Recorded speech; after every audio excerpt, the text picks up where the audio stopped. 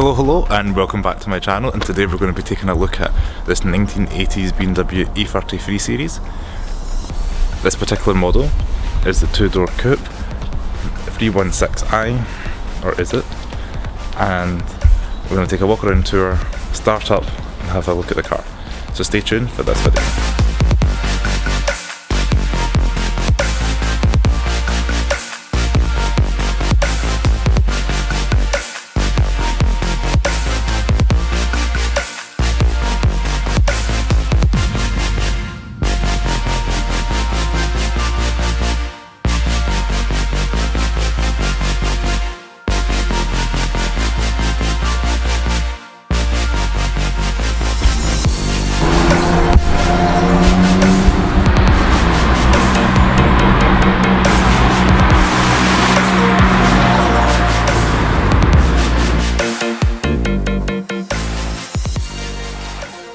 So the E30 was a really important car for BMW back in the day. Back in the 1980s, BMW were making some really good performance cars that had this shark design going on.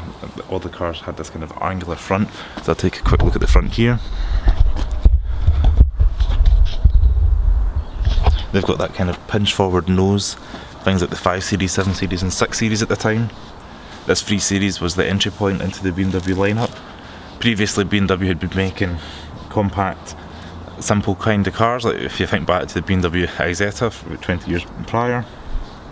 This car is an affordable, realistic option for most people.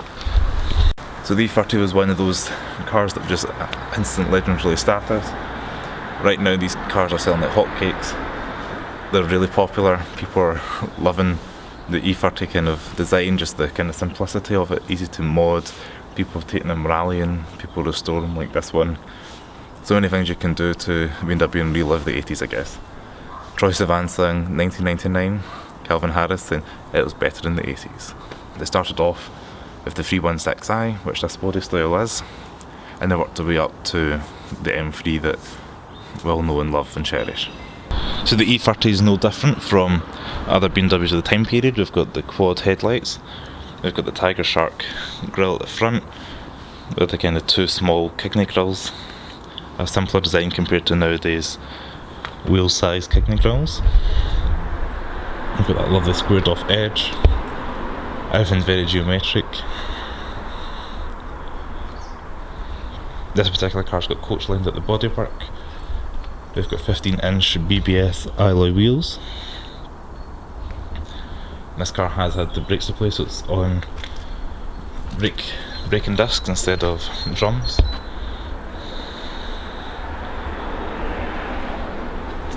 And round the back we've got the continuation of the simplicity of the design. One exhaust tip on the left hand side there. Huge tail lights. For reference.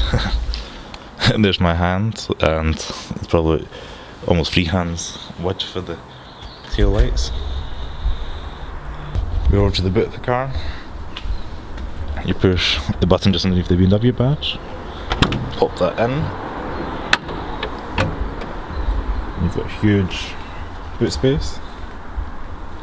As you can see, it's very squared off, very deep.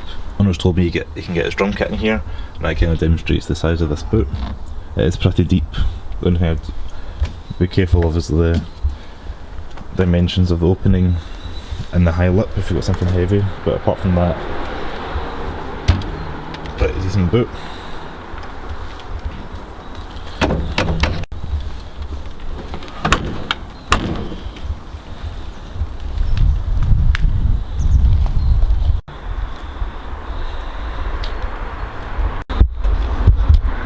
So step inside the 3 Series.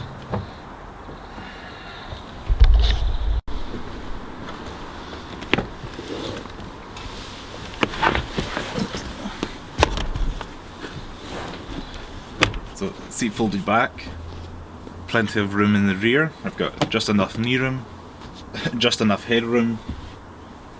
There is room for 3, but I'd recommend 2 just due to the size of the transmission hump.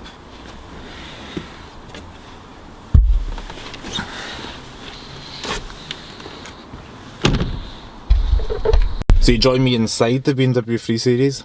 It's a pleasure to be in one that's not rusty or damp. As some of you may know, I used to own a 1986 318i. It was a D plate, this is a G plate. So I think this is about 89 if my maths is right. It's lovely just to be in a car that's not mouldy. This car doesn't have the sunroof, which has probably primarily helped to that. My sunroof was leaking, and when it was in the garage it would take a while to dry out and you'd get a bit of mould and stuff like that. So that's quite nice to get something like this, getting something that's just so well kept, restored, and almost feels like you're back in the 80s. So one of the cool 80s quirks is look at the retro clock on the dashboard. Something maybe a fighter jet or Top Gun that reminds me of. You've kind of got the white lines and the cross in the middle. So I want to point out this particular car has blue door inserts, so this matches the paint on the outside. How often do you see that these days, where the exterior of the car, the interior of the car match? You've got blue trim. So how often do you see that these days, where you've got a blue interior door panel matching your blue exterior? So stepping back into the E30 is kind of like a time warp slash a little bit of a memory for myself from last year when I had one. The car's got electric wing mirrors, which is controlled over here in the door panel. So the door panel itself overall is nice and softly lined. As you can see, BMW put the emphasis on quality here. It's all well padded, well made and sturdy. We've got a little bit of storage down here. Very simple design. We've only got your mirror controls and the door handle. One of the weird quirks is we've got your hazards, we've got your rear defrost, and we've got a button for your fan. That turns the exterior fan on.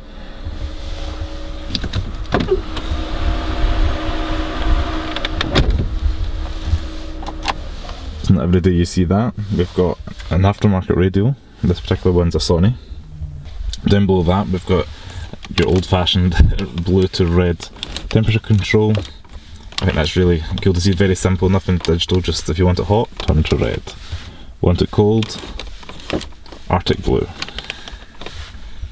We've also got these levers for your climate. So slide that there, you've got a physical lever to pull across, so how much you want it at the front, or if you want it in your face. Opens up the valve either halfway, or you can have it at any particular point you want. You have infinite positions sliding along there. Things like your fan speed, everything's got a heavy weight to it, as you can expect. This car's over 30 years old, and for a 30-year-old car it's held up well. It's a testament to BMW build quality. We've got hardly any interior damage, got a tiny little bit of cracking up here on the dashboard, but apart from that the car's held up over time. Everything's got a nice, as I said, sturdy feel to it. Everything still works. Down in the centre here, the owners have placed the BMW gear stick with this wee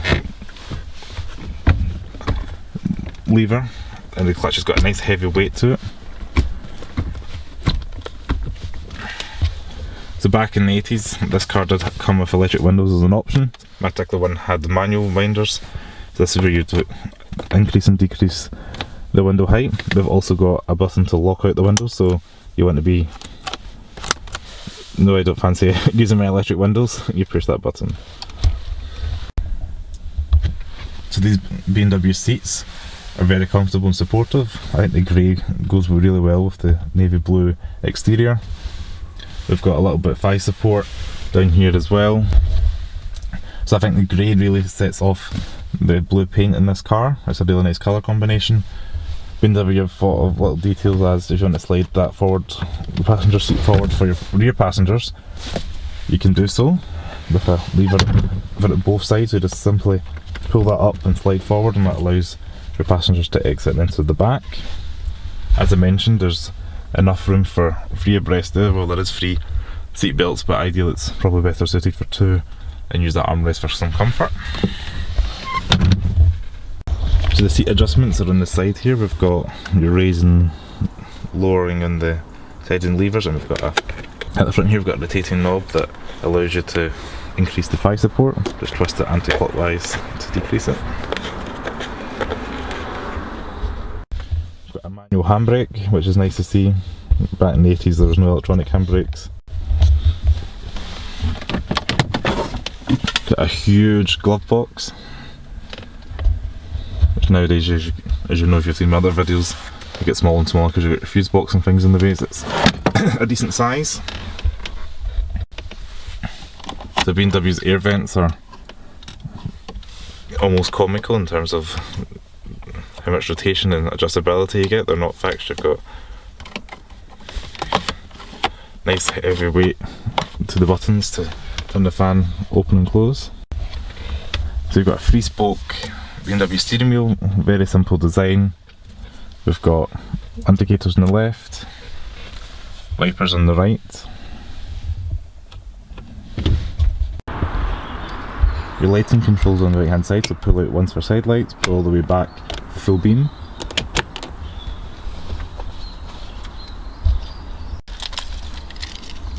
So this car does come with a BMW key, and that's not a fob, it's an actual key.